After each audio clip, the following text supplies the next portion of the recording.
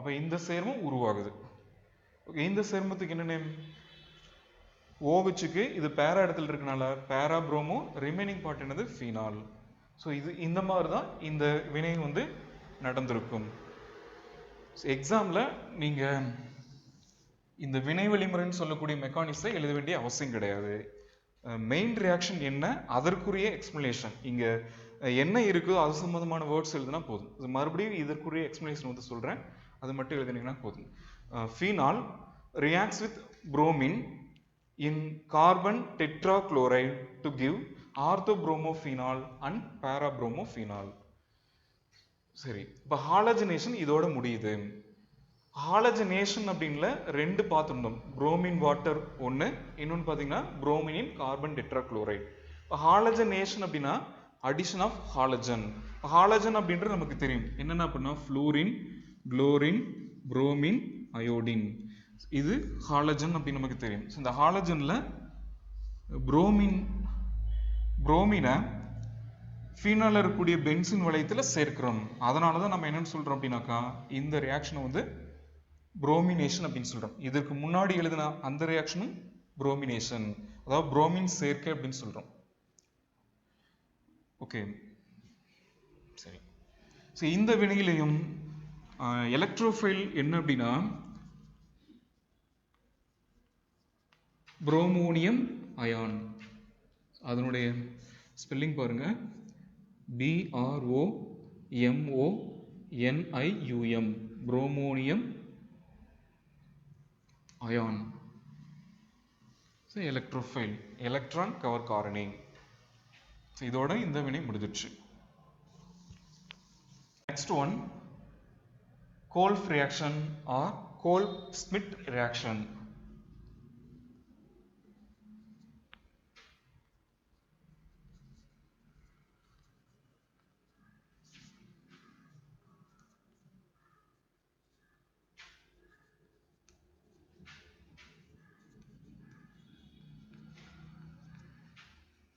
இந்த ரியாக்ஷன் 3 மார்க்ஸ்ல வந்து கேட்பாங்க.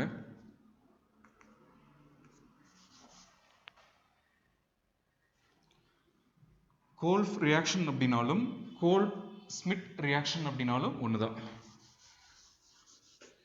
சரி, இந்த வினையில எது முக்கிய வினைப்படு பொருள், அட்டாக்கிங் ரியேஜென்ட் என்ன, ப்ராடக்ட் அப்படின்னு சொல்லக்கூடிய விளைபொருள் என்ன அப்படின்னு பார்க்கலாம். சரி, இந்த ரியாக்ஷனுக்கான முக்கிய வினைப்படு பொருள் என்ன அப்படின்னா ஃபீனால் தான். என்ன காரணம் அப்படின்னா நம்ம என்ன தலைப்பு பார்த்துட்டு இருக்கோம் அப்படின்னா ஃபீனாலுடைய வேதியியல் பண்புகள். அப்போ ஃபீனால் தான் முக்கிய வினைப்படு பொருளாக இருக்கும். ஃபீனாலுக்கான அமைப்பு இந்த மாதிரி இருக்கும். பென்சின் வளையத்து மேலே OH நேரடியாக இணைக்கப்பட்டிருந்தது அப்படின்னா அது ஃபீனால் அப்படின்ட்டு நமக்கு தெரியணும்.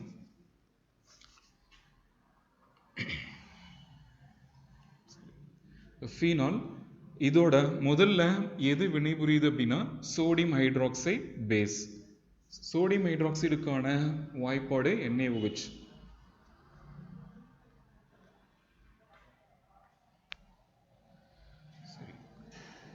சோடியம் ஹைட்ராக்சைடுடன் சேர்ந்து ஃபீனால் முதலில் சோடியம் ஃபீனாக்சைடை உண்டாக்குகிறது.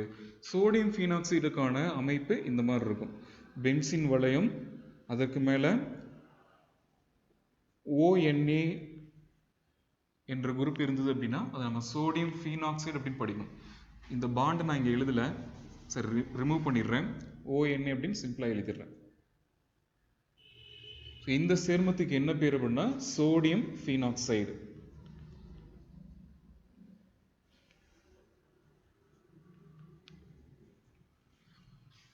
இந்த சேர்மம் இவற்றிலிருந்து உருவாகும் பொழுது இதோட சேர்ந்து என்ன வெளியே வரும் அப்படின்னா நீர் மூலக்கூறு. நீர் மூலக்கூறுக்கான வாய்ப்பாடு H2 அப்படின்றது நமக்கு தெரியும். ஸோ இந்த வினையின் போது வெளியேறுவதனால, நீர் மூலக்கூறு வெளியேறதுனால நான் மைனஸ் சைன் வந்து முன்னாடி சொல்றேன். இந்த மைனஸ் சைன் எதை இண்டிகேட் பண்ணுது அப்படின்னா இந்த சேர்மத்துடன் சோடியம் ஹைட்ராக்சைடு சேர்ந்து வினைபுரியும் பொழுது சோடியம் ஃபீனாக்சைடுடன் நீரும் உருவாகிறது. வெளியேறக்கூடிய இந்த நீரை குறிப்பிடுவதற்காக இந்த மைனஸ் சைன் வந்து நம்ம பயன்படுத்துகிறோம். சரி, அடுத்து இந்த சோடியம் ஃபீனாக்சைடை எதோட வினைப்படுத்துகிறோம் அப்படின்னா கார்பன் டை ஆக்சைடு கூட வினைப்படுத்துகிறேன். ஸோ கார்பன் டை ஆக்சைடு அப்படின்றது நமக்கு தெரியும், ஃபார்முலா என்ன அப்படின்னா CO2. இங்கே நிபந்தனை என்ன நிபந்தனை வந்து பயன்படுத்துகிறாங்க அப்படின்னா 400 கெல்வின் வெப்பநிலை, அது மட்டும் இல்லாமல் 4 to 7 பார் ப்ரெஷர், அதாவது 4 to 7 வளிமண்டல அழுத்தம் அது வந்து பயன்படுத்துகிறாங்க. சரி, இந்த நிபந்தனையின் கீழே இந்த சோடியம் ஃபீனாக்சைடு கார்பன் டை ஆக்சைடுடன் சேர்ந்து வினைபுரிந்து என்ன சேர்மத்தை உருவாக்குது அப்படின்னா சோடியம் சாலிசிலேட் என்ற சேர்மத்தை உண்டாக்குகிறது. ஸோ அதற்கான வாய்ப்பாடு பென்சின் வளையத்து மேலே OH இருக்கணும். இந்த OHக்கு ஆர்த்தோ இடத்துல COO NE அப்படின்ற தொகுதி இருக்கணும். ஸோ இந்த சேர்மத்துக்கு என்ன பேர் அப்படின்னா சோடியம் சாலிசிலேட்.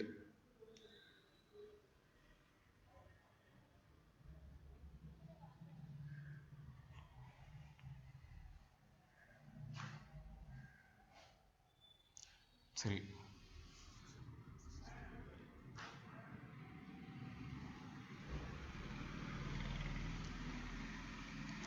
உருவான இந்த சேர்மத்தை அமில நீரார் பகுப்பு செய்கிறேன். அமில நீரார் பகுப்பு அப்படின்னா என்னன்னா அமில ஊடகத்துல இந்த சேர்மத்தை நீருடன் வினைப்படுத்துதல் என்று பொருள். சரி, இங்க என்ன அமிலம் எடுத்துக்கிறோம் அப்படின்னா ஹைட்ரோகுளோரிக் அமிலம். அமில நீரார் பகுப்பு இது வந்து கனிம அமிலம். HClக்கு பதிலாக நீங்கள் H2SO4 கூட பயன்படுத்தலாம். நான் ஹைட்ரஜன் குளோரைடு ஹைட்ரோகுளோரிக் அமிலத்தை வந்து பயன்படுத்துகிறேன். சரி, இந்த சேர்மத்தை அமில நீரார் பகுப்பு செய்யும் பொழுது இந்த சேர்மமானது என்ன விளைபொருளாக மாறுது அப்படின்னா சாலிசிலிக் அமிலமாக மாறுது. அதற்கான அமைப்பு இந்த மாதிரி இருக்கும். பென்சின் வளையத்து மேலே OH இருக்கும். OHக்கு ஆர்த்தோ இடத்துல COOH தொகுதி வந்து இருக்கணும். ஸோ இந்த சேர்மத்துக்கு என்ன பேர் அப்படின்னா சாலிசிலிக் ஆசிட்.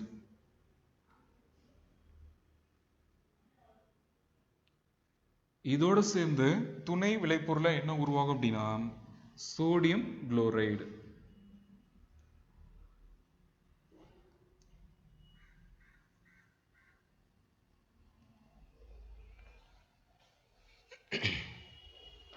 சரி, இந்த ரியாக்ஷனுடைய எக்ஸ்பிளேஷன் பாருங்க.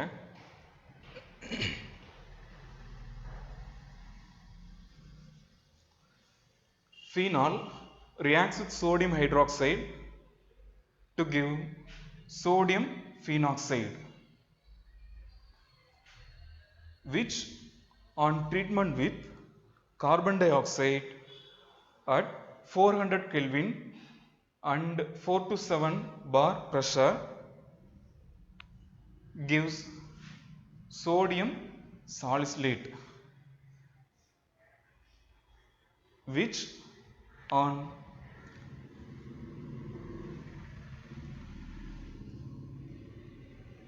acidification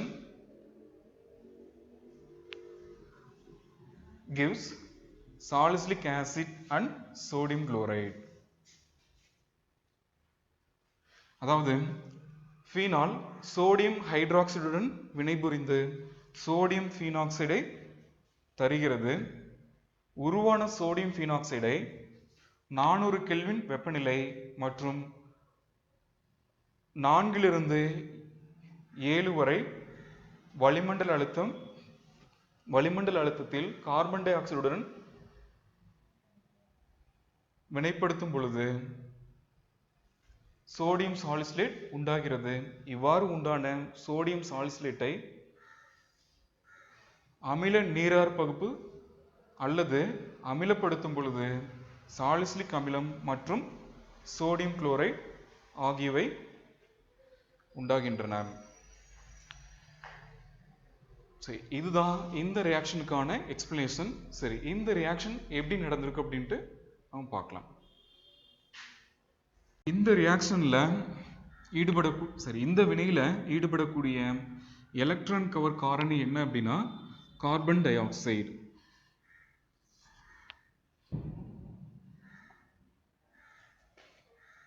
இது நடுநிலைத்தன்மை வாய்ந்தது, இருந்தாலும் எலக்ட்ரான் கவர் காரணியா செயல்படுது.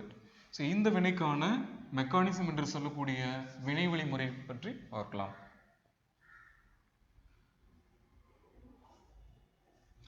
சரி, ஃபீனாலுக்கான அமைப்பு இந்த மாதிரி இருக்கு, நமக்கு தெரியும். நான் எழுதிடுறேன்.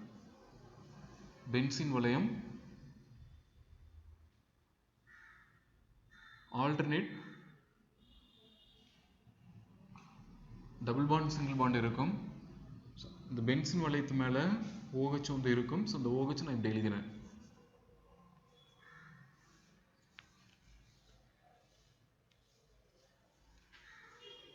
இந்த OH தவிர்த்து இந்த வளையத்து மேல என்ன இருக்கும் அப்படின்னா ஹைட்ரஜன் அணு இருக்கும்.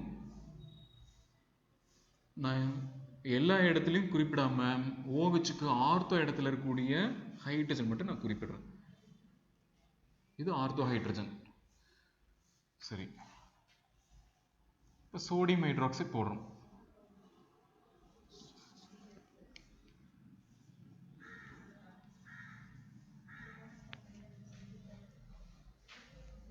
இது ஒரு பேஸ். இந்த பேஸ் என்ன பண்ணும் அப்படின்னா இந்த OHல இருக்கக்கூடிய H+ ரிமூவ் பண்ணும். சரி, அப்ப OHல இருக்கக்கூடிய இந்த H+ மாறும். அந்த H+ சோடியம் ஹைட்ராக்சைடுல இருக்கக்கூடிய OH- ஓட சேர்ந்துட்டு நீர் மூலக்கூறா வெளியேறுது. அந்த வெளியேறுது அப்படின்றது குறிப்பிடுறதுக்காக தான் நான் மைனஸ் சைன் வந்து பயன்படுத்துறேன். அப்ப மீதி என்ன கிடைக்கும் அப்படின்னா இந்த ரிங் அப்படியே தான் இருக்கு, பென்சீன் வளையம். இந்த பென்சீன் வளையத்துல இந்த ஆர்த்தோ இடத்துல ஒரு ஹைட்ரஜன் நான் எழுதியிருந்தேன், அதையும் இங்க எழுதிட்டேன். அதுக்கடுத்து இந்த இடத்துல OH இருந்தது, H வெளியே போயிடுச்சு, மைனஸ் சார்ஜ் வந்து இருக்கும். இந்த சோடியம் ஹைட்ராக்சைடுல OH மைனஸா வெளியே போனதுனால இந்த இடத்துல பிளஸ் சார்ஜ் இருக்கும். அப்போ இந்த பிளஸ் இந்த ஆக்சிஜனுக்கு மேல இருக்கக்கூடிய மைனஸ் சார்ஜை நியூட்ரல் பண்ணிடுது. அப்போ ONA அப்படின்ற இந்த பார்ட் உருவாகுது. இப்போ இந்த சேர்மம் என்ன பேர் அப்படின்னா, இந்த சேர்மத்துக்கு என்ன பேர் அப்படின்னா சோடியம் ஃபீனாக்சைடு. இதுவரை பார்த்துருக்கோம். Phenol, sodium hydroxide, sodium phenoxide. சரி, அடுத்து கார்பன் டை ஆக்சைடு அப்படின்னு சொல்லக்கூடிய எலக்ட்ரோஃபைல் உள்ள வருது. சரி, இந்த கார்பன் டை ஆக்சைடோட அமைப்பு எப்படி இருக்கக்கூடாது, லீனியர். கார்பன் டை ஆக்சைடுடைய ஸ்ட்ரக்சர் எப்படி இருக்கு அப்படின்னாக்கா லீனியரா இருக்கும். சரி, இது வந்து போலார் பாண்ட். ஏன்னா எலக்ட்ரோநெகட்டிவ் டிஃபரன்ஸ் இருக்கனால சார்ஜ் வந்து உருவாகுது. ஓகேவா? இந்த ரெண்டு பாண்ட்ல ஒரு பாண்ட் ஆக்சிஜனுக்கு மேல போனது அப்படின்னா இந்த ஆக்சிஜனுக்கு வந்து மைனஸ் சார்ஜ் உருவாகும், இதுக்கு மேல பிளஸ் சார்ஜ் வந்து உருவாகும். அல்லது இந்த கார்பனுக்கும் ஆக்சிஜனுக்கு இடையில ரெண்டு பாண்ட் இருக்கு, ரெண்டு பாண்ட்ல ஏதோ ஒரு பாண்ட் இந்த ஆக்சிஜன் நோக்கி நகர்ந்தது அப்படின்னா இதுக்கு மைனஸ் சார்ஜ் உருவாகும், இதுக்கு பிளஸ் சார்ஜ் வந்து உருவாகும். இது அப்படியே தான் இருக்கும். சரி, நான் என்ன பண்றேன் அப்படின்னா இந்த பாண்டை செட் பண்ணி காமிக்கிறேன். அப்ப என்ன உருவாகி இருக்கும், ஆக்சிஜன் அப்படியே தான் இருக்கு, டபுள் பாண்ட் இருக்கு, கார்பனுக்கு மேல பாசிட்டிவ் சார்ஜ், டபுள் பாண்டா இருந்து சிங்கிள் பாண்டா மாறிடுச்சு, ஆக்சிஜனுக்கு மேல மைனஸ் சார்ஜ் வந்து உருவாகுது.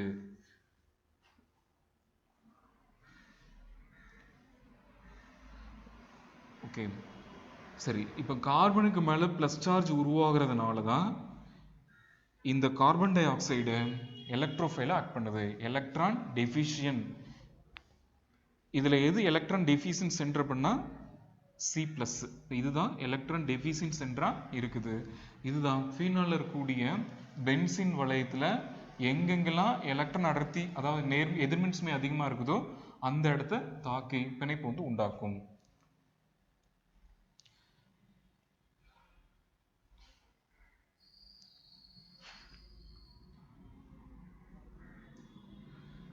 ஒருவேளை இந்த பாண்ட் ஷிஃப்ட் ஆகிறதுக்கு பதிலாக இந்த பாண்ட் இந்த கார்பனுக்கும் இடதுபுறம் இருக்கக்கூடிய ஆக்சிஜனுக்கு இடையான ரெண்டு பிணைப்புகள் ஏதோ ஒரு பிணைப்பு வந்து ஆக்சிஜன் நோக்கி நகர்ந்தது அப்படின்னா அதற்கான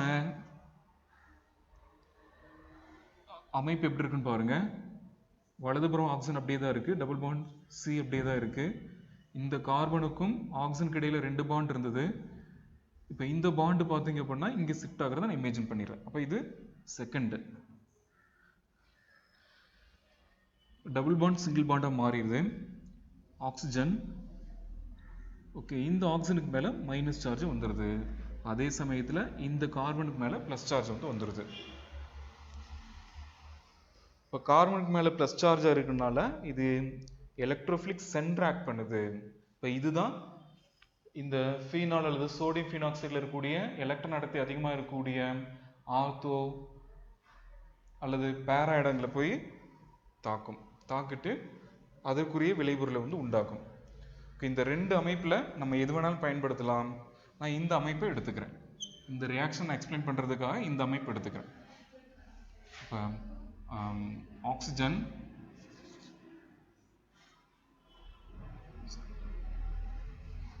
ஆக்சிஜன் மேலே மைனஸ் சைன் இருக்கு. அடுத்து சிங்கிள் பாண்ட் கார்பனுக்கு மேலே பாசிட்டிவ் சார்ஜ் இருக்கு. அடுத்து டபுள் பாண்டோ இருக்கு. சரி, இந்த பாண்டு பார்த்தீங்க அப்படின்னா உள்ள வருது. அப்போ இது எண்ணெய் வந்து ப்ளஸ்ஸாக வெளியே போகுது. அப்போ மைனஸ் எண்ணெய் ப்ளஸ், அதாவது எண்ணெய் வந்து ப்ளஸ்ஸாக மாறுது. அது இந்த ரியாக்ஷனை விட்டு வெளியே போகிறதுனால மைனஸ் சைன் வந்து மைனஸ் சைன் பார்த்தீங்கன்னா பயன்படுத்துகிறோம். இது இதனுடைய மின்சுமை குறிக்குது. இந்த சைன் பார்த்தீங்கன்னா இந்த எண்ணெய் ப்ளஸ்ஸு வெளியேறத வந்து குறிப்பிடுது. அப்போ இந்த பாண்டு உள்ளே வரதுனால இந்த மைனஸ் சார்ஜ், அதாவது இந்த பை பாண்டு பார்த்தீங்கன்னா வெளியில் வரும். இந்த பை பாண்டு பார்த்தீங்கன்னா கார்பன் டை ஆக்சைடில் இருக்கக்கூடிய சி ப்ளஸ் வந்து அட்டாக் பண்ணுது. நமக்கு இந்த மாதிரியான அமைப்பு உருவாகுது. டபுள் பாண்ட் ஓ. ஸோ இந்த இடத்துல ஹைட்ரஜன் இருக்கு. இந்த பாண்டு ஷிஃப்ட் ஆகிறதுனால இந்த இடத்துல மைனஸ் சார்ஜ் இருக்கும். அந்த மைனஸ் இந்த பிளஸ் நியூட்ரல் ஆகிட்டு நமக்கு புதிய பிணைப்பு வந்து உருவாகுது. அப்போ சி பாண்டு சி மேலே இருக்கக்கூடிய பிளஸ் நியூட்ரல் ஆயிடுது. ஆனால் ஆக்சிஜனுக்கு மேலே பார்த்தீங்க அப்படின்னாக்கா மைனஸ் சைன் அப்படியே தான் இருக்கும். இந்த இடத்துல டபுள் பாண்டோ இருக்கு. சரி, இது வந்து அட்டாக் பண்ணும் பொழுது என்ஏ பிளஸ் வெளியே போனது இல்லையா, அந்த என்ஏ பிளஸ் பார்த்தீங்க அப்படின்னா ஆக்சிஜன் மேலே இருக்கக்கூடிய மைனஸ் சார்ஜை நியூட்ரல் பண்ணுறதுக்காக அங்கே போகுது. அப்போ இந்த இடத்துல நான் என்ஏ ப்ளஸ்ஸை போடுறேன். என்ஏ ப்ளஸ் நியூட்ரல் ஆயிடுது. ஓகே, இந்த என்ஏ ப்ளஸ்ஸு இந்த மைனஸ் சார்ஜுக்கு பக்கத்தில் போட்டுறேன். அதனால இதை ரிமூவ் பண்ணிடுறேன். இந்த மாதிரியான ஒரு அமைப்பு வந்து உருவாகுது. சரி, அடுத்து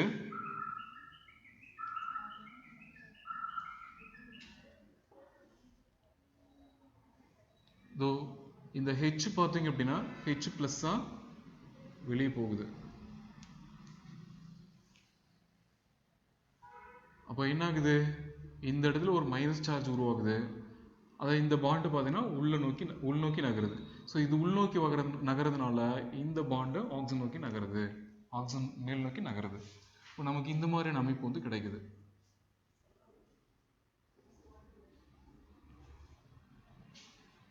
சி மேலே ஓ NA, இந்த இடத்துல double bond O, single bond O minus charge. இந்த பாண்டு இங்கே இதை நோக்கி ஷிஃப்ட் ஆகுறதுனால ஆக்சிஜனுக்கு மைனஸ் சார்ஜ். இந்த ஹெச் வெளியே போகுது, ஹெச் ப்ளஸ்ஸா, அப்போ மைனஸ் ஹெச் ப்ளஸ். ஓகே, அப்போ இந்த பாண்டு உள்நோக்கி நகருது. அதனால ரெண்டு பாண்டில் ஒரு பாண்டு சார்ஜாக ஆக்சிஜன் நோக்கி ஷிஃப்ட் ஆகுது. அப்போ மைனஸ் சார்ஜ் உருவாகியிருக்கு.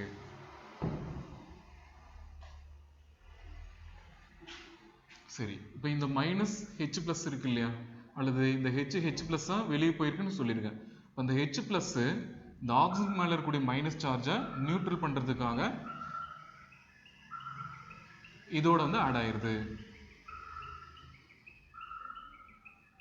இங்கே வந்துடுது. அப்போ தான் இது ரிமூவ் பண்ணிடுறேன். ரிமூவ் பண்ணிட்டு இந்த இடத்துல ஹெச் அப்படின்னு போட்டுறேன். இந்த ஹெச்சை ஹெச் ப்ளஸ்ஸாக மாற்றி ஆக்சிஜன் மேலே இருக்கக்கூடிய மைனஸை நியூட்ரல் பண்ணிடுறேன். ஓகே, இப்போ இந்த சேர்மம் தான் என்ன பண்ணா இது சோடியம் சாலிசிலேட் அப்படின்னு படிக்கணும். அதுக்கு அடுத்து அசிடிஃபிகேஷன் பண்றேன்.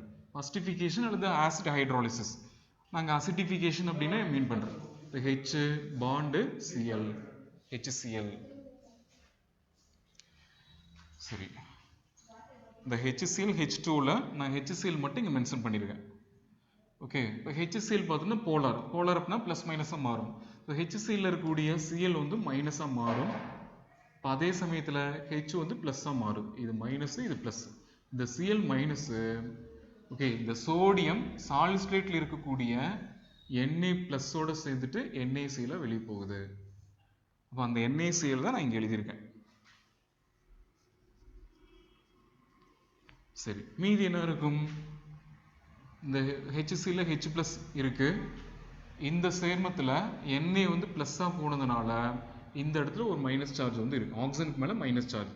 அந்த மைனஸ் சார்ஜை HCl இருக்கக்கூடிய H பிளஸ் நியூட்ரல் பண்ணிடுது. இந்த இடத்துல வந்து ஆட் ஆகும். அதாவது HCl இருக்கக்கூடிய H இந்த சேர்மத்தில் இருக்கக்கூடிய Na வந்து ரீப்ளேஸ் பண்ணிட்டு அந்த இடத்துல போய் அமருது. இப்போ நமக்கு இந்த சேர்மம் வந்து கிடைக்குது.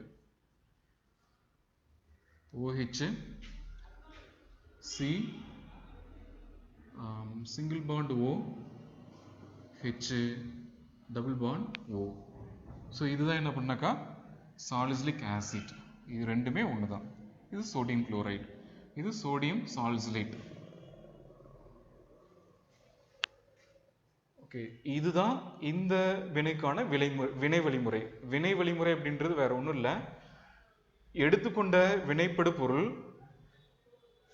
வினையில் ஈடுபடக்கூடிய மற்ற காரணியுடன் சேர்ந்து எவ்வாறு வினை விளைபொருளா மாற்றப்படுகிறது அப்படின்னு சொல்றதா வினை வழிமுறை. அதாவது மெக்கானிசம் அப்படின்னு இங்கிலீஷ்ல வந்து சொல்லுவோம்.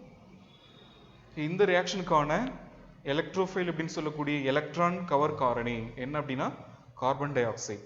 இது நியூட்ரலா இருந்தாலும் எலக்ட்ரான் கவர் காரணியா செயல்படுது. காரணம், இந்த CO2ல இருக்கக்கூடிய C double Pandu polar in nature, அதாவது பிளஸ் மைனஸா மாறக்கூடியதுனால இது எலக்ட்ரோஃபைல் ஆக்ட் பண்ணுது. கார்பன் டை ஆக்சைடுல இருக்கக்கூடிய கார்பன் தான் நேர்மின்சுமையுடைய அயனியா மாறுது. அதுதான் பென்சின் வளையத்தை போய் தாக்குது. ஏன் பென்சின் வளையத்தை போய் தாக்குது அப்படின்னா பென்சின் வளையத்துல உள்ளடங்காத தன்மை இருக்கக்கூடிய 3 பைப்பிணைப்புகள் வந்து இருக்கிறதுனால இந்த பென்சின் வளையம் உயர் எலக்ட்ரான் அடர்த்தி மையமா செயல்படுது. இதோட இந்த வினை முடிஞ்சிச்சு. எக்ஸாம்ல இதற்குரிய எக்ஸ்பிளனேஷன் மட்டும் எழுதினா போதும். இதெல்லாம் நீங்க எழுத வேண்டிய அவசியம் இல்லை. இந்த ரியாக்ஷனுக்கான எக்ஸ்பிளனேஷன் மறுபடியும் ஒரு தடவை சொல்லிடும் பாருங்க. Phenol reacts with sodium hydroxide to give sodium phenoxide, which on treatment with carbon dioxide at 400 Kelvin and 4 to 7 bar pressure gives sodium salicylate, which further undergoes acid hydrolysis to give salicylic acid and sodium chloride.